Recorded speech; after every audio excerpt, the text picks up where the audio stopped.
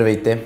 Аз съм Тодор от PC Store и имам удоволствието да ви представя най-малкият 13,3 инчов ултрабук на планетата, а именно Dell XPS 13.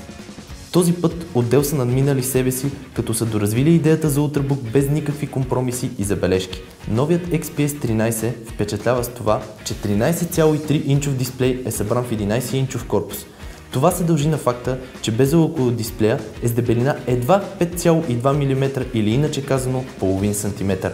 По този начин получаваме по-голям дисплей с повече работна площ, значително по-малък, по-тънък и по-лек корпус, което прави XPS 13 чудесен избор за всеки, който търси максимално лек и преносим лаптоп и същевременно достатъчно голям дисплей за целодневно използване. За да покажем колко портативен е XPS 13, ще го сравним с новия MacBook Air. Както сами може да видите, XPS 13 е по-лек, по-тънък и с безброй повече възможности. Аз лично бих избрал новия XPS 13. Корпусът на модела е изработен от алуминий, което освен че го прави здрав и надежден, му придава и значително стилна визия.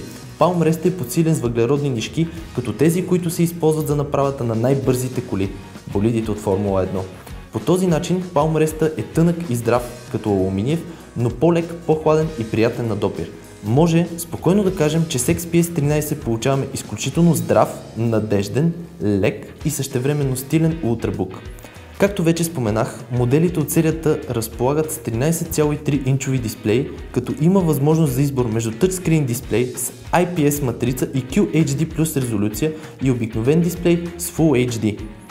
Моделът с тъчскрин предоставя UltraSharp дисплей с QHD+ резолюция и яркост 400 нита за спокойна употреба на машината, дори и на открито. Също така на разположение имаме и XO2 IPS панел за по-наситени цветове и голям ъгъл на виждане, както и Gorilla Glass стъкло, което е 10 пъти по-здраво от обикновените. Под корпуса на моделите ще открием пето поколение процесори Intel в комбинация с фабрично заложени 4 или 8 ГБ RAM памет, вградена видеокарта Intel HD 5500 и бързи SSD дискове. Иначе казано, последно поколение параметри, което ще ви осигури бързо действие при всички ежедневни потребности и нужди. Отляво на корпуса имаме вход за зареждане, мини дисплей порт, USB 3.0, индикатор за живота на батерията и една от двете стерео колонки.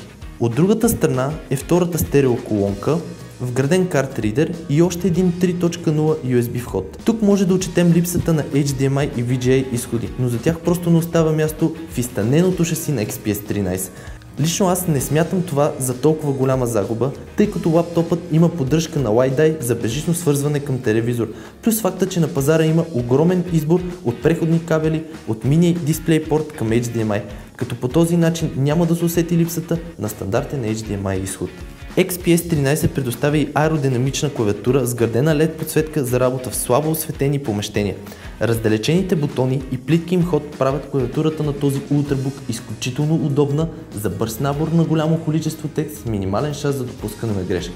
Също така на разположение имаме голям и чувствителен тъчпад с поддръжка на жестове, който прави ненужно използването на допълнителна външна мишка. Моделите от XPS 13 серията предоставят и дълъг живот на батерията, между 6 и 8 часа само с едно зареждане. За удължаване на автономната работа без използване на зарядно, от Dell предлагат възможността за закупуване на Power Companion с капацитет от 12 000 мАч, с който ще можете да удължите автономната работа на вашия XPS, като същевременно зареждате периферията, таблет или смартфон. В заключение може да кажем, че Dell XPS 13 е ултрабук от най-ново поколение, който се отличава с висококачествен дисплей, тънък, лек и същевременно здрав корпус, завидни параметри и дълъг живот на батерията. Изберете вашия модел от сайта ни pcstore.bg и се възползвате от 30-дневния ни тестов период.